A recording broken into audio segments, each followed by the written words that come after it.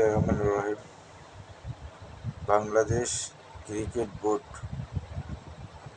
ক্রিকেটের বোর্ডের যত টাকা নাজমুল হুদা পাপন তো দুর্নীতি করে দেশ বিদেশে বাড়ি কিনেছে, এত টাকা আত্মসাৎ করেছে, করি দেশ ছেড়ে এখন পালিয়েছে। ক্রিকেট বোর্ড যে দেশ থেকে গেল, এত টাকা পয়সা মাইরি খাই কোত পালিয়েছে, ওনাকে খুঁজে বার করতে হবে।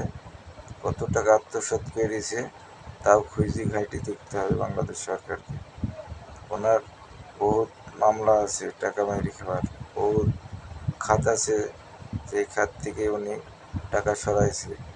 এই খাত থেকে সরকারকেও টাকা দিয়েছে, মনে করেন 5 কোটি সরকারকে দিয়েছে, নিজে 5 কোটি খাইছে, বন্ধু বান্ধব আছে তাদেরকে খাওয়াইছে।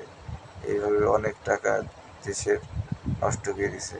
ক্রিকেট বোর্ডে অনেক হিসাব গোলমাল আছে, সেগুলা সব পাপন সাহেবকে তৈরি এগুলানের বিচার করতে হবে।